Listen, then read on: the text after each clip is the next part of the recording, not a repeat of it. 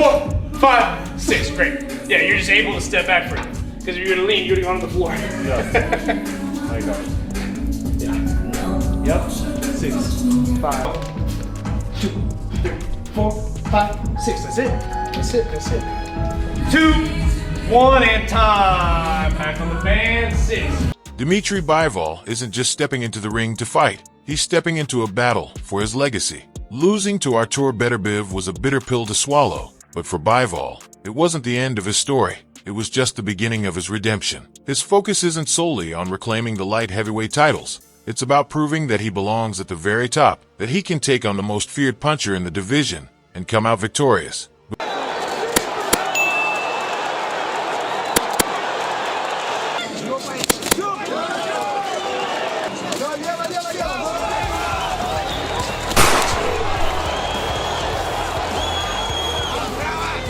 Before we dive into this exciting breakdown, I'd like to ask you a small favor. If you appreciate this content, please take a second to like this video and subscribe to the channel. Over 98% of you watch these videos without subscribing. It costs you nothing, but it makes a huge difference for us. Did you click that subscribe button? Great! Thank you so much. Now, back to the video. For years, Bivol was known for his technical mastery, his ability to outthink and outmaneuver opponents with precision and control. But against Beterbiev, he was pushed to his limits. The raw power and relentless aggression of the Russian-Canadian champion exposed cracks in his armor. Now, in the rematch, Bivol isn't just fighting for the belts. He's fighting to show that he can withstand Beterbiev's storm and turn the tide in his favor.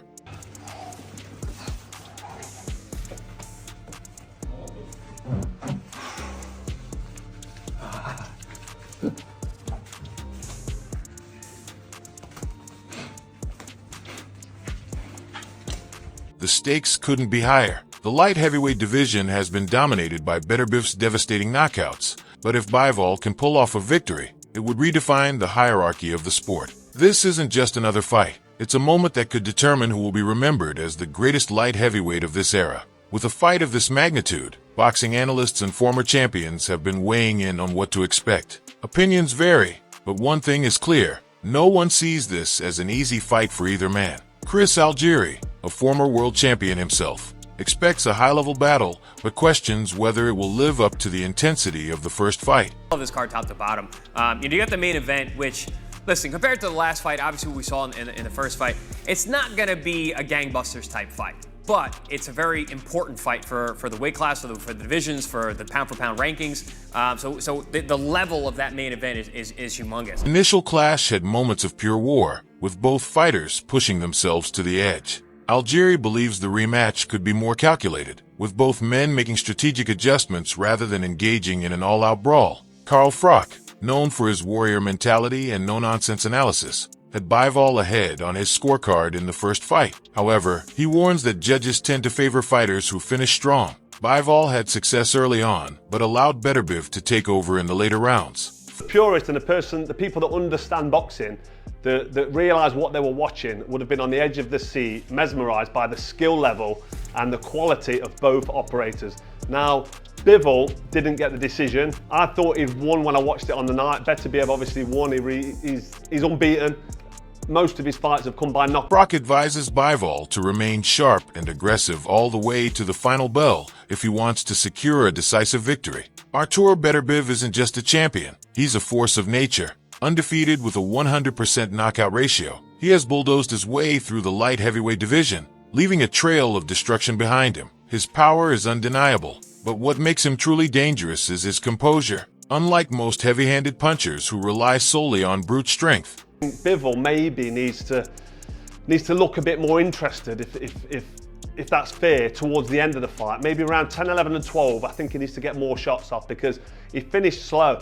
Beterbiev put it on him a little bit more. It looked like he wanted to be in there a bit more. It looked like he was trying to win and trying to get that victory, and the judges do like that. Beterbiev breaks opponents down with surgical precision. Boxing legend Roy Jones Jr. has heaped praise on Beterbiev's ability to stay calm under fire. He's not reckless. He doesn't swing wildly hoping for a knockout. Instead, he stalks his opponents, reading their movements, cutting off the ring, and unloading calculated, devastating punches. This methodical approach has made him nearly unbeatable. Once he gets into a rhythm, it's nearly impossible to disrupt his momentum. Mainly just his power.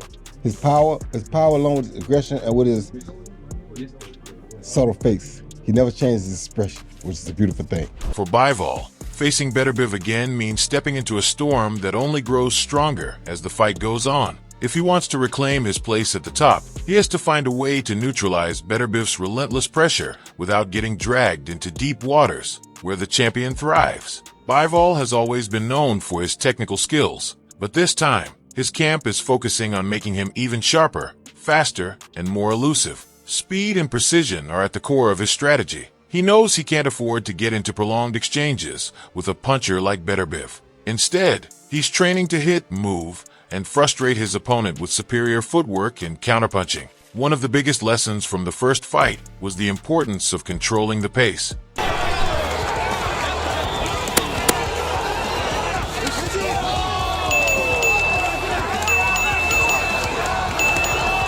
Bivol had early success, but as the rounds progressed, he found himself reacting to Beterbiev's aggression rather than dictating the fight. This time, he's working on setting traps, using feints, angles, and quick lateral movement to keep Beterbiev from getting comfortable. His camp has also emphasized conditioning. Beterbiev is known for breaking fighters down round by round, so Bivol has pushed his endurance training to new limits, ensuring that he can sustain a high pace for the full 12 rounds. More importantly, Bivol is training with a different mindset. He's not just preparing to survive Beterbiev's power, he's preparing to impose his own will on the fight. If he can stick to his game plan, stay disciplined, and land clean, accurate shots, while avoiding Beterbiev's punishing combinations, he has a real chance of flipping the script in the rematch. As the rematch approaches, the boxing world is buzzing with predictions. Fighters, trainers, and analysts have all weighed in on what could unfold in the ring. While opinions differ, one common theme emerges. This fight is far from predictable. Callum Smith, a former world champion himself, has one major question. Will age finally catch up to Artur Beterbiev? At 40, Beterbiev remains one of the most dominant and physically imposing fighters in the sport, but there are signs that time might be creeping up on him. His relentless style relies on stamina and explosiveness, and against a younger, fresher Bivol, maintaining that intensity for 12 rounds could be a challenge. I think it'll be very similar to the first fight. I think there'll be parts where Beterbiev's pressure is a little bit too much, and there'll be parts where Bivol's boxing ability and sharpness is having a lot of success, which I think we've seen both times in the first fight. I don't know, it's the age question again. Beterbiev was 40 a few weeks ago, and that was a tough fight, probably the toughest one of his career, and how much can your body... Smith sees this as a key factor that could tilt the fight in Bivol's favor, but he acknowledges that Beterbiev's raw power could still be the deciding factor. At that age, and I don't know, I just think the longer we're waiting to fight, I think Bivol's that little bit fresher, and I think he might have a little bit more success and be able to weather the storm later on, and I think it'll be a very, very close fight, but I'm just leaning towards Bivol being that little bit fresher. Teofimo Lopez, known for his bold takes, isn't convinced Bivol can change the outcome. He believes Beterbiev will win again, perhaps even more decisively this time. Who you got February 22nd? Bivol or Beterbiev? I think same outcome, Beterbiev. But rooting for Bivol. Hopefully he does better than the first time. If anything, I think Beterbiev is gonna hurt Bivol this time around. But kudos to Bivol, man. He boxed very well, but he just didn't show enough grit in the last championship rounds. It's a great fight. Lopez argues that Beterbiev's ability to absorb punishment while breaking opponents down is something Bivol couldn't solve in the first fight. If Bivol can't find a way to neutralize the relentless pressure, Lopez predicts that he'll take even more damage than before. Frank Warren, one of the most respected promoters in boxing, calls this fight the battle for true light heavyweight supremacy. The first fight left no doubt that these are the two best fighters in the division, and now the rematch will determine who truly stands at the top. What would your pick out be? Obviously the big one at Beterbiev and Bivol, the rematch.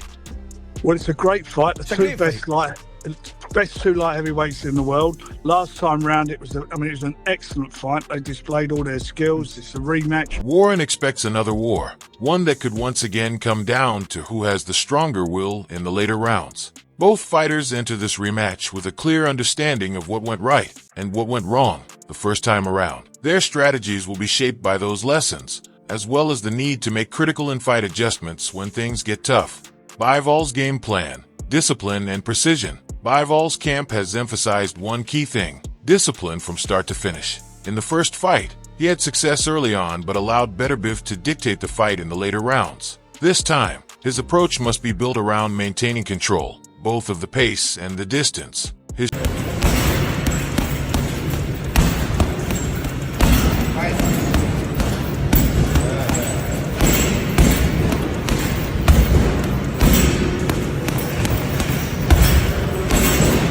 trainers have focused on elusive movement. Bivol cannot afford to stand in front of Beterbiev for prolonged exchanges. He needs to be mobile, using angles to disrupt Beterbiev's rhythm. Sharp counters. While Beterbiev is pressing forward, Bivol must capitalize on openings, landing clean, accurate shots before pivoting out of danger. Energy conservation. Instead of throwing in high-volume bursts, Bivol must distribute his output smartly to avoid fading in the later rounds. Beterbiev's approach: relentless pressure and body work. For Beterbiev, the strategy is simple but brutally effective.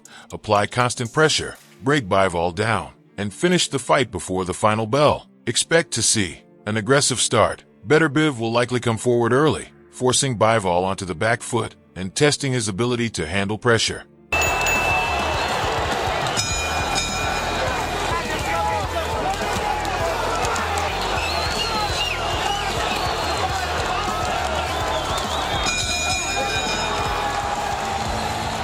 Focus on the body. Bivol's speed and movement could make him a tough target upstairs, so Beterbiev will likely invest heavily in body shots to slow him down. A strong second half. Beterbiev knows he can break opponents mentally and physically over time. His goal will be to increase his output in the later rounds, making it nearly impossible for Bivol to keep up. Both Lonnie B and Anthony Yard believe that if Bivol cannot keep Beterbiev off of him, the fight will end before the 12th round. They expect to stop it somewhere between the 9th and 10th round, particularly if Bivol is forced into deep waters where Beterbiev thrives. You obviously got Arthur in the rematch, right? By stop. Yeah, I got Arthur. Right?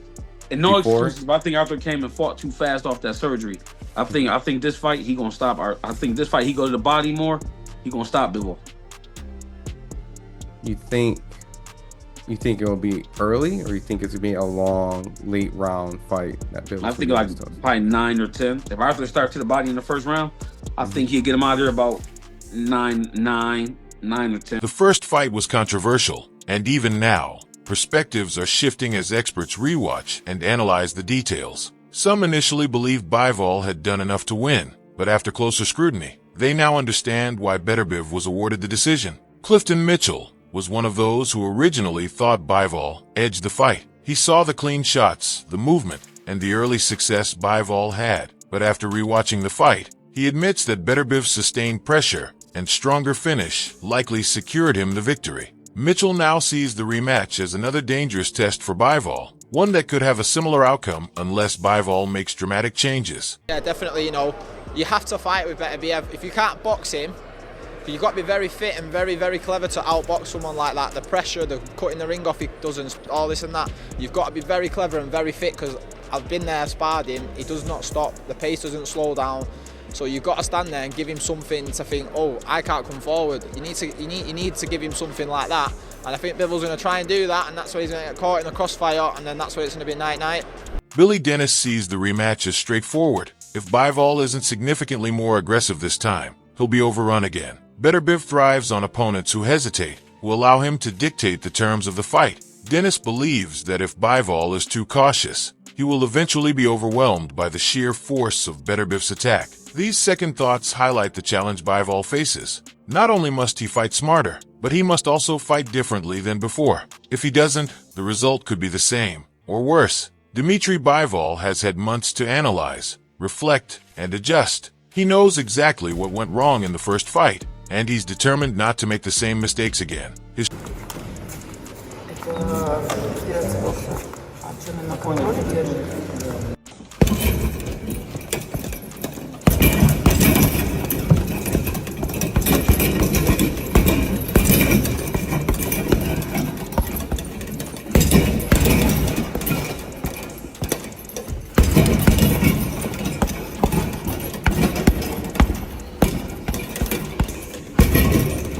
Training camp has been grueling, designed to sharpen his endurance, speed, and mental toughness. Every drill, every sparring session has been about one thing: becoming the version of himself that can beat Artur Beterbiev. His team believes that the adjustments he's made could make him even more dangerous than before. If Bivol can execute his game plan with precision, if he can maintain his composure under fire, he might just be able to turn the tide in this rivalry. But Beterbiev isn't a fighter who gives second chances. He will step into the ring with the same goal he's had in every fight: to impose his will, break his opponent, and leave no doubt as to who the best light heavyweight in the world truly is. So the question remains, will Bivol get his revenge? Or will Beterbiev prove once again that his power, pressure, and dominance are simply too much for anyone to handle? The world will soon find out. Okay guys, for the best updates on boxing news, moments, events, and actions, subscribe to Knockout Updates and turn on notifications to never miss out on quality content.